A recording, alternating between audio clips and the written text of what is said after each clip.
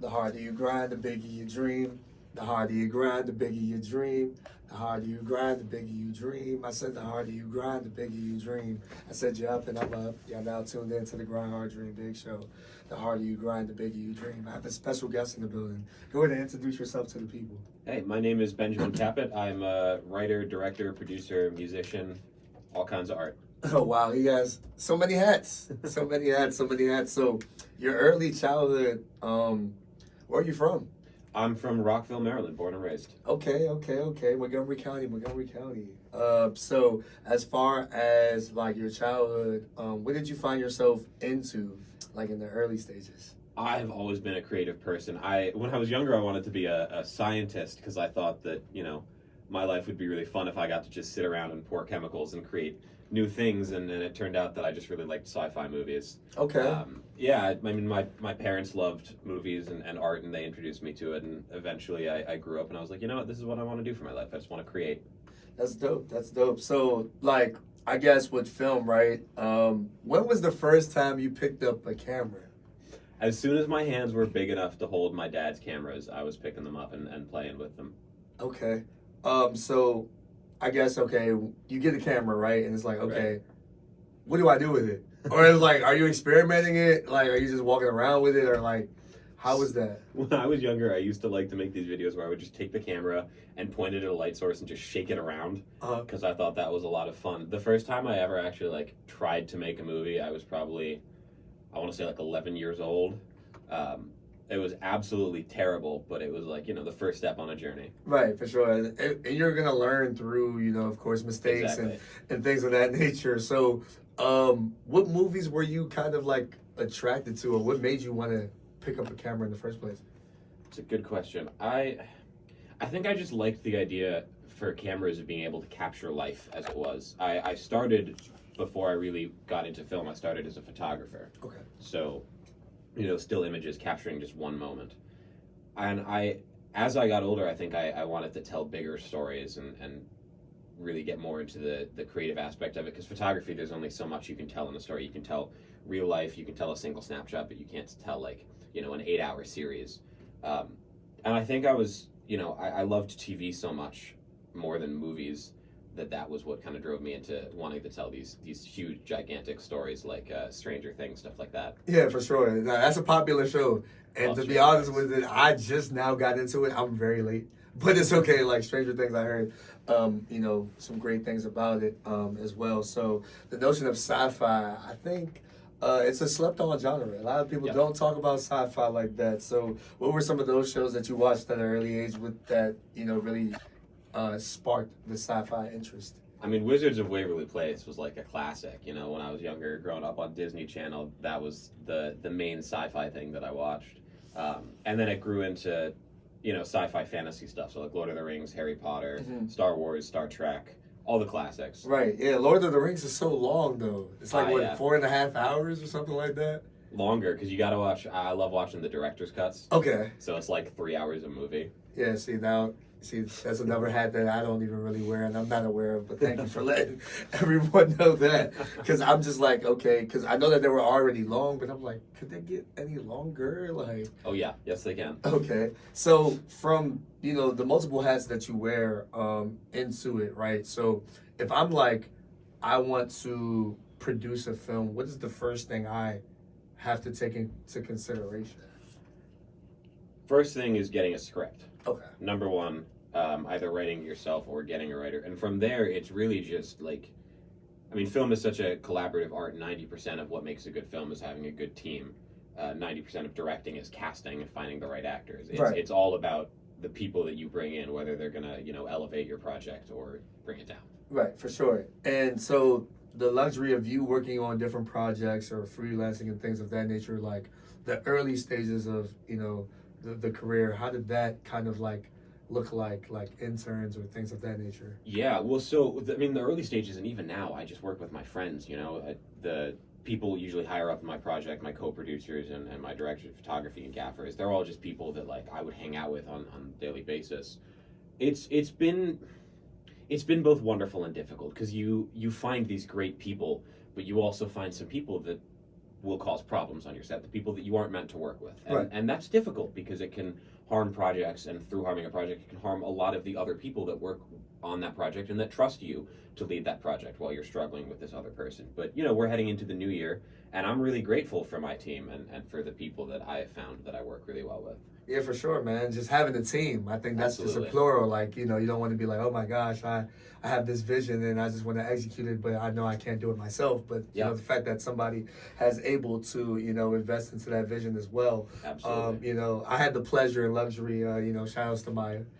She's been phenomenal. If people do not know her in the film world, all of her films have been very impactful, definitely for the youth.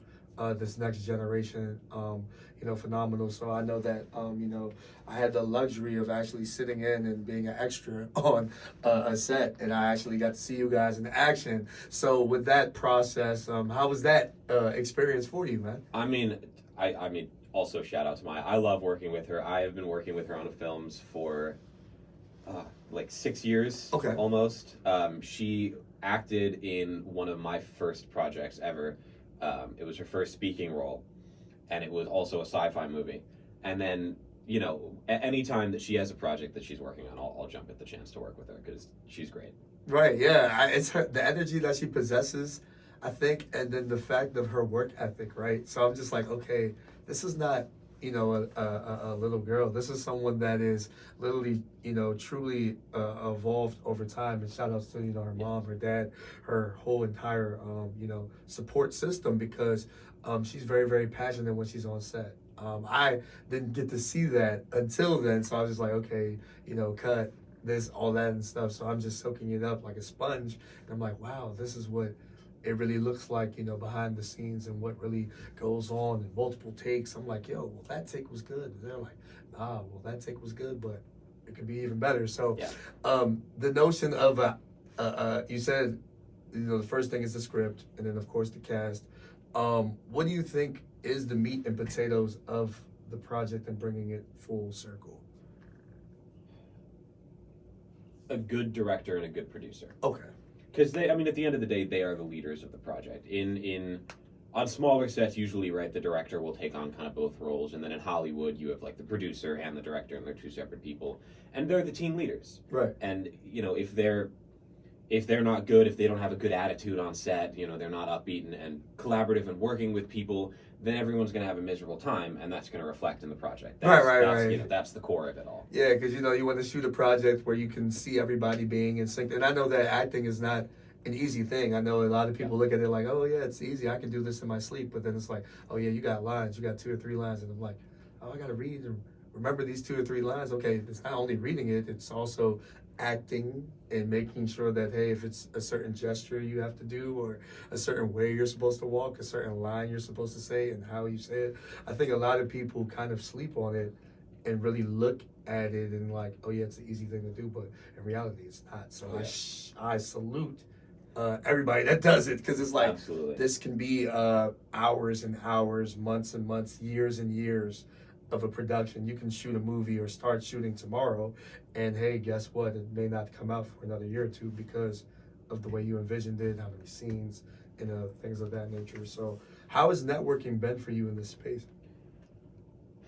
It's been both challenging and rewarding. I mean, it's on the notion of you definitely meet the wrong people, right? And that's always difficult. I had a project over the summer that fell apart because the people who were in charge were all fighting with each other, and so that trickled down and the entire project fell apart. But I've also had projects that went incredibly smoothly thanks to the people that I was working with. And it's, as the director and producer, the person in charge of the project, it's not all on me. There's so much that rests on the back of my team and especially my actors. I just worked on one, you brought up the learning the lines. I worked on a series where there was pretty much one actor for the entire thing. She sat in front of the camera, and she had probably 4 to 10 pages of monologue per day to film.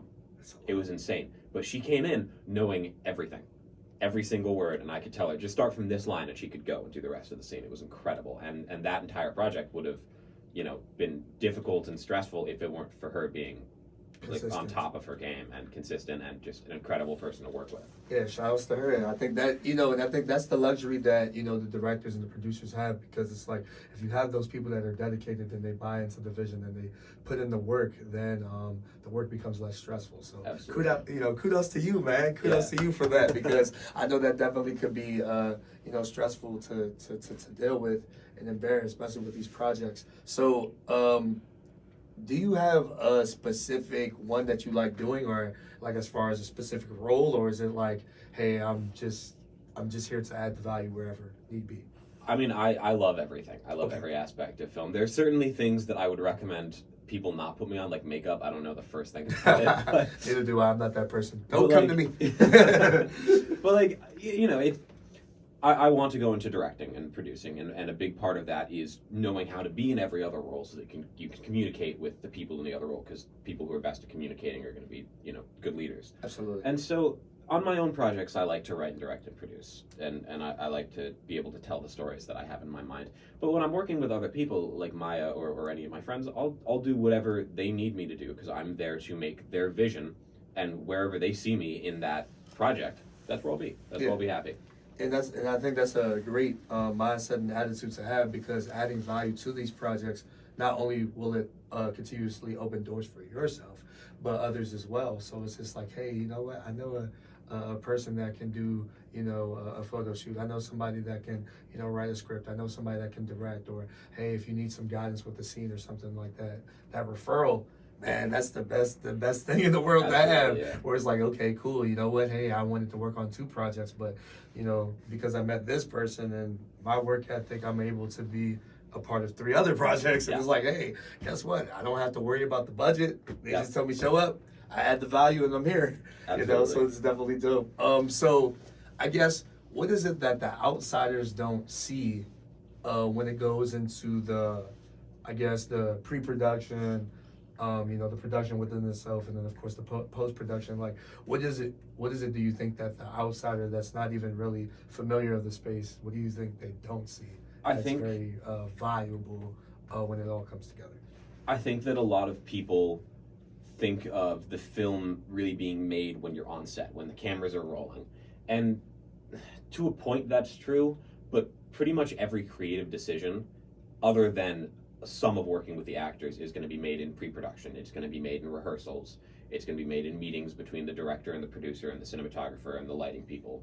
When you get to set, you're just following those instructions. Everything's kind of already done. And then when you get to post-production, the editor has a ton of power, and they're making these decisions with the producer and the colorist and the visual effects team.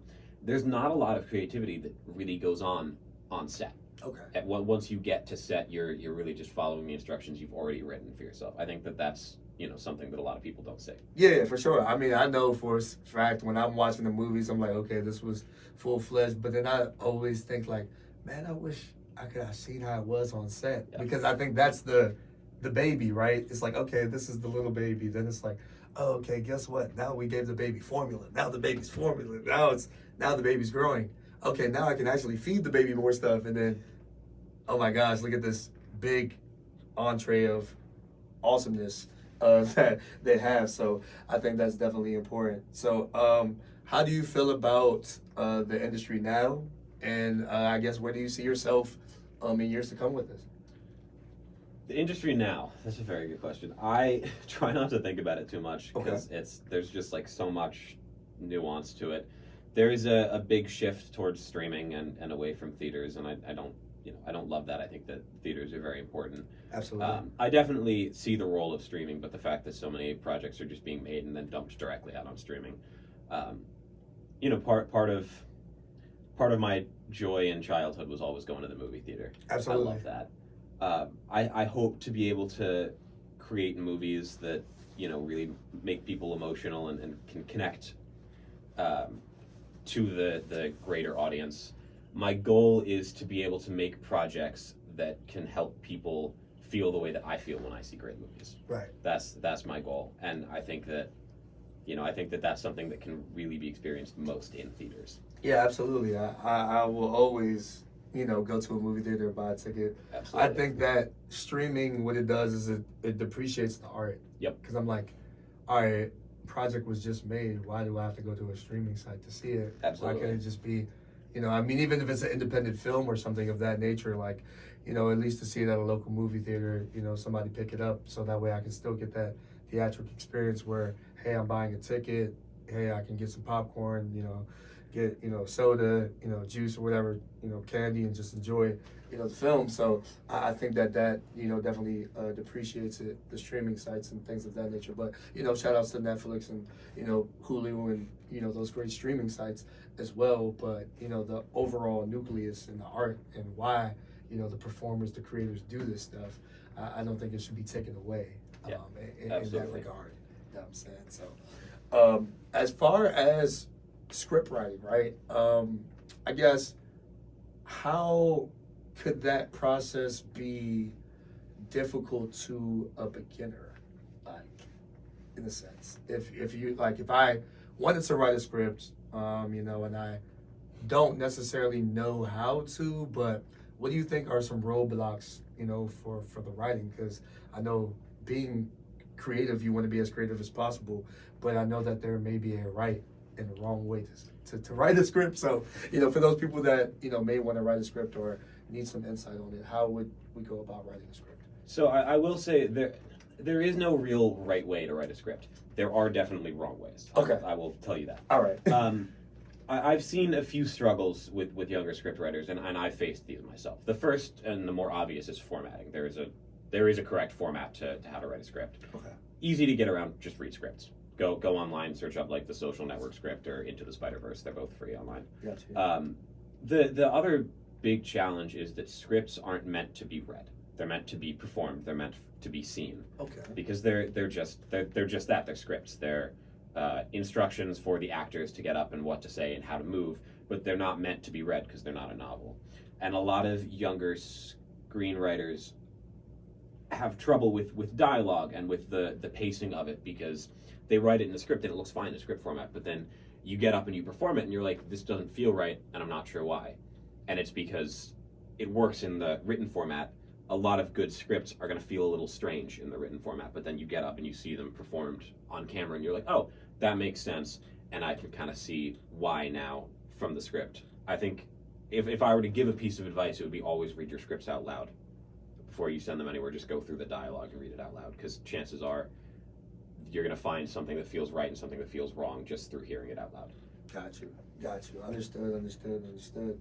So I guess from the director's hat, right? Say for example, we're in a director's chair, and we're on set. How to capture shots? Is there a right way to go about that? Like, say for example, we have, like say for example, the setup is, hey, we have maybe a playground scene or something like that, or a basketball scene, football scene, athletics or something like that. Is it necessary to capture every person in the shot, or how do people go about that creative thing? Because I know it comes down to the director and the producer, like you said, but to capture the still shot, the wide shot, when to cut to because I looked at it on set and I'm not going to lie, it's a hard thing to do, right? Because it's like how to capture that shot, when to do it. All right, the focus should be here, the focus should be there. Is there a direct way to capture the shot in a sense? So I will say it's kind of the same thing. If there's no right way to do it, but there are wrong ways to do it. It's challenging to kind of answer your question because it's so much like I spend so much time doing that working with my cinematographer. Gotcha. And I come from a background of cinematography, so I'm very lucky that I speak their language. But so much of that, my most recent cinematographers, a guy named Jack Roman and a guy named Rob Lloyd, they've both been incredibly helpful because I can say kind of this is the vibe I'm going for, and they'll come up with the shots. Okay. And no, you don't need to get a shot of everyone. It's really just how to tell the story the best. If we're getting a wide shot, why are we getting that wide shot? Right. We want to show the whole scene. Okay, cool. So now we're going to move into close-ups. We get these close-ups of this person. Why this person? Why are we going to shoot it this way? Gotcha. So it's all really just kind of posing those questions of why are we shooting this way, what story do we need to tell, and then the rest will kind of write itself. Yeah, and I think shout out to your team once again. I think that's definitely dope because, like you said, you've mentioned these people, these phenomenal people that are able to assist you on your journey, in this working that you're doing. Because, say for example, you write a script or you have a project, and they're like, okay, well, cool, I see it, but I can go ahead and put my creative hat on, and hey, you know what, we can put the wide shot here. Okay, we'll get a close up here. All right, then that relieves the stress from you. Yeah. Because you're like, okay, well, I just wrote the script. Now you guys can put the pieces together. So Absolutely. now I don't necessarily feel like I have to write the script and then I have to think of the shot and this, that, and the third. So having that guidance and that assistance is definitely important, man. So kudos to you once again, dog, because this is it's hard, man. It's definitely hard. I know a lot of people love the notion and the idea of it, but not knowing what the totality and going into it could possibly be. So what could the editing process look like? Have you ever, like, when it came to editing a project and things of that nature, what is kind of the typical, I guess, turnaround, or does that vary for different projects? It definitely varies. I mean, my quickest turnaround was about 6 months for a project. Okay. I have another project that we're in post-production for nearing on 2 years. Wow. Because, it's a tiny team. It's myself and one other person doing the editing and the visual effects and the sound and all that. So I could be realistic, of course. Yeah, and it's difficult. And the other problem is, of course, we're still learning. And so there are a lot of visual effects shots that we get on set knowing that we're going to have to learn how to do it afterwards. We're going to take that footage, and it might take us weeks to figure out how to do it. There was a project that we shot in 2018 that only came out in 2020 because we had to completely CG render a spaceship. And we didn't know how to do it when we were shooting it on set, but we were like, we'll figure it out. Right. And so, it took us 2 years to get that shot exactly the way that I wanted it, and to composite it and to texture it and all of that. And it looks phenomenal, but it took a long time. The post-production process really just looks like I'll give the footage to my editor. He'll give me a cut. I'll say, fix these. He'll give me those. I'll say, okay, I don't like this. Let's try something else. We'll go notes back and forth until maybe a year to 2 years later, we're like, okay, we're happy with this. Now let's color it. Now let's do the visual effects. Now let's do the sound and music. And it just, goes on and on and on. For sure, absolutely. No, I mean, and I'm glad that you're able to break it down that way because, like I said, I think that the perspective and how people view and, appreciate film in its totality, because we could watch the projects, but we don't know what really goes into it. You know what I'm saying? So that's why I really wanted to have this conversation, because I'm like, okay, we're big moviegoers. We love entertainment. We love, even TV shows. They still go through these same exact things. The process is still the process, but what people do not see and what people should, pay homage to more, and definitely, salute more to, because it takes a lot. Is there like a director or anyone that you kind of were inspired by to kind of do the work that you do? The unfortunate answer is no, not really. Okay. I like a lot of directors, but let's take Christopher Nolan, for example. Love Nolan. Love Inception, Interstellar, phenomenal movies. Also dislike a lot of his movies. Okay. Frank Darabont did Shawshank Redemption, my favorite movie of all time. I've never seen a single other movie that he's done. Wow. I get inspired so much more by just specific bodies of work than directors, because I don't really see the director. I don't see them, I can see their influence in their work, but I'm not on set, I'm not watching them. Right. So I don't really know how they work, but I see their movies and I say, okay, this element of it, phenomenal. You watch Interstellar, it's this huge movie that spans these years, and the thing that inspires me the most about it is actually Hans Zimmer's score, the music that he did for it. And so I take that, and then I'll take the dialogue and characters from Shawshank Redemption. I'll say, well, this specific thing inspires me a lot.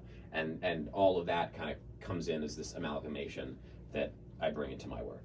Yeah, for sure. Absolutely. So as far as a genre, I know you probably, of course, in this space, you wouldn't, limit yourself to any genre. But what is I know you said sci-fi, but besides sci-fi, is there any other genre that you looked like, hey, that I would be attracted to that, or something like that? Is that it? Yeah. So if you look at my body of work, you'll kind of see three. There'll be sci-fi, there'll be like tiny little elements of fantasy, and then you'll see some just standard kind of drama stuff. Okay. I've always wanted to get into horror. Okay. But I wanted, like, you see so much horror nowadays that's just like jump scare, jump scare, jump scare. I want to do like psychological horror. Okay. That makes you question your existence in the world. That's pretty dope. But other than that, it's like sci-fi is my main one. That's what I'm known for among my team and my community. That's what's up, man. That's what's up. And then I think that's definitely appreciated a lot because I think, once again, like I said before, sci-fi is definitely slept on. Yeah. A lot of people don't really give it its just due. A lot of people are into the action. I do love action, but I love when action. it comes to the movies and things of that nature, I don't really.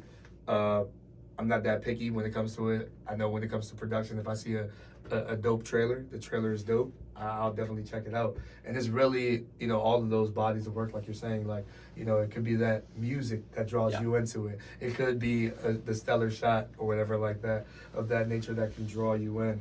To that. So, what's on tap for 2023? Like, what does it look like, man? More projects. Okay. I have two in the oven right now. Okay. So both of those are in post-production. One I'm looking to release in like January, February. Okay. The other probably coming out closer to the summer. And then I've got some shoots planned. That's what's up, man. Some That's new what's projects. up. That's what's up. That's what's up. So I guess as far as top 5 movies that you can watch over and over and over again and not get tired of. Okay. Number 1, Shawshank Redemption. Okay. Absolutely. Top favorite movie of all time. Okay. The Social Network. Aaron Sorkin is one of the greatest writers of all time. Okay. Fincher's a great director. Jojo Rabbit. Hilarious movie. Blade Runner 2049, some of the most stunning visuals I've ever seen. Roger Deakins, obviously one of the greatest directors of photography in existence. And then Interstellar. Let's go with Interstellar. Okay. Nolan did a great job with that. Yeah, for sure. And I'm not even mad at what you just said because I think that all of those films had different elements of either the effects, the directing, even the soundtracks for those movies. I think a lot of people didn't even talk about and really highlight the most of, man. So that's definitely different. DC or Marvel? Marvel. Marvel. Absolutely Marvel. Okay. 100%. Do you have like a favorite character in Marvel? Or you just like them all equally? I love Spider-Man. Okay. I do. I grew up on Tobey Maguire's Spider-Man. I remember seeing Garfield's Amazing Spider-Man in theaters. Yeah, for sure. When I was younger, and I love Tom Holland. Yeah, absolutely. I mean, no, the Spider-Man series is definitely, I think it's goated within itself. Oh yeah. What did you think of No Way Home? I think I loved it. Great movie. I loved it.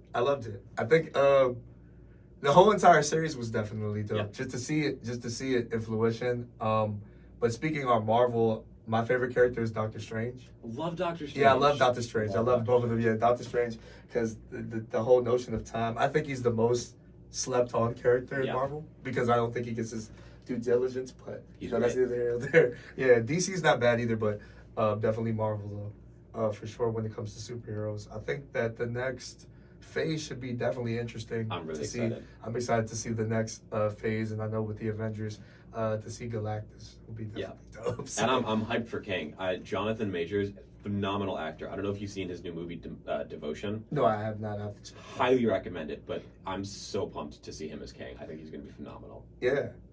So it's just a lot that's going on in the creative space, man. Yeah.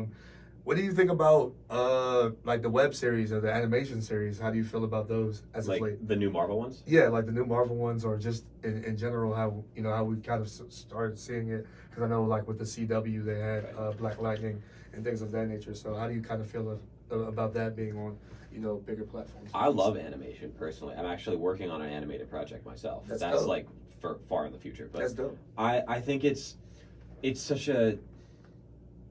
It's a beautiful medium because you can do anything with it. You can draw anything that you want. You can animate that, both 2D and 3D animation. It's a truly limitless way to tell stories. Got you. Yeah, for sure. Absolutely. I don't, I look at it like it's a beautiful thing. I'm just hoping that they can do the Static Shock movie. I'm a big fan of Static Shock for some reason. I mean, I was watching it on the CW, so I'm like, if they can make that into the movie, I would definitely like that as well. And just to see how it evolves, because I know like Into the Spider-Verse was definitely dope. One of the best things One of the best movies ever. Yeah. I'm so excited for that. Have you seen the trailer for the new one? Yeah, I have. So I good. have. So good. I'm waiting on it too. patiently waiting on it. I think that it's slept on as well, but animation is, like I said, so many hats, and that's why they have these conventions and things of that nature, and just the support of the fans. Speaking of Spider-Verse, I actually just thought of something related to the writing scripts. Okay. So, scripts can be beautiful if they're written in a way that allows them to be. A lot of people, and I used to do this too, would just write scripts for like, this happens, then this person walks over here, they say this. The Into the Spider-Verse script, when they were running for like Oscars and awards, they released it online. You know that scene when he jumps off the building at the very, like near the very end, when he really becomes Spider-Man, and he's falling down, but it's upside down, so it looks like he's falling, but he's actually going up. In the script, it reads something like, he jumps off the building, soaring down towards the ground. Miles Morales is not falling, he's flying. Right. I think that's so beautiful, and young people don't write scripts like that. They don't put the beauty of what's going to be on screen into the scripts. And I think that they did just such an amazing job with that. I think that it's important to put the details. Absolutely. Because if you don't, then it's like, okay, well, dang, I didn't capture that. Because I can, if I visualize it, then it's like, okay, cool, I visualized it and I saw it. But then it's like you kind of sort of wanted to match up because, say, for example, you present the script to someone, and then the director's like, okay, well, we can make this really happen by seeing everything that you were trying to do. So, Absolutely. yeah, you can't miss those steps. Absolutely, because the script isn't just for the director; it's for everyone who on the creative team who's working on it. And so, for the animators to see that line, they're like, "Oh, okay, I know exactly what this has to look like." Yeah, and I'm glad that you dropped that gem as well, because I think sometimes I know me personally, it would be like, okay, if I'm writing a script, the first thing I would want to do is just, hey, look, pass that to the director. Yeah. But it may not necessarily be that. Because I could just sit there and be like, okay, well, if I share it with someone, they may be like, okay, well, you know what, I'm interested in this. Let me go ahead and pass it to a director and then a team of cohesiveness and things of that. So what is it that you admire about your team, I guess? Because I know that we've talked about it so much. What is it that you think you've admired about your team, and what is it that you feel like, okay, this has just been, such a phenomenal learning, learning journey? I mean, the obvious is I admire their creativity. They're all. I'm very picky with who I work with. Gotcha. Especially with who I work with who's going to have power over my story, because I'm very protective. They're my babies. Right. Absolutely. And so the people that I work with up top, they're like the actress that I was telling you about, the one on that project who had like all those monologues. Her name is Kaylee Gallagher. I auditioned several people for that, but she was the only one who I felt like could take that character and understood her and inhabited her. I think that my team's devotion to the stories that I'm telling and to their craft and their art and their knowledge and their ability to work well with others. I mean, I could go on because I adore my team so much. Absolutely. But I think what I admire most about them is just their brilliance. That's dope. That's definitely dope and amazing. And, like I said, once again, shout outs to your team, because, Absolutely. like I said, the bodies of work and me checking out the work, man, I like what I see. I like the photography. I love everything that you're doing, man. And like I said, the collaboration, shout outs to Maya once again. You guys stay tuned for that film, because it's definitely going to be dope. They're working extremely hard on it. From her support system and everything, and just bringing that vision to light and being a part of it. You may see somebody, a familiar face in it, not really doing anything, but hey, guess what? You start somewhere, you feel me? Yeah. So I just look at it as that, but just to be able to add value to a situation like that, that's what I'm all about, and just bringing that awareness, man. So what is that motivation that you have for those people that not only may be inspired to be in this space to do what you do, but just for those people that want to dream, those people that want to just execute their wildest ideas? What would you tell those people? Go do it. You're gonna fail. Get up, do it again. Fail. Get up, do it again. Fail. I have like several projects that will never see the light of day that are terrible, but if I hadn't made them, I wouldn't be here. I wouldn't have made the good projects. And go out and find people, because like you brought up the cinematography of my projects. It's thrilling for me that I can say, I didn't do that. Someone else did, and I can point you to them and be like, work with them. Right. Find good people, make projects, make more projects, make more projects. That's all it is. You wanna do a craft, go do it. Right. Yeah, absolutely. I think that you're never gonna know unless you try. Absolutely. I think that's what it really is, and then it's just like, okay, if you fall, get back up again. Yeah. Because at the end of the day, you are somebody, because somebody is depending on you and counting on you. And I think that the beautiful thing about creating the art, or just creating in general, we can't create unless we tap into the creator, and then on top of that, just understanding that it's beauty in it, regardless.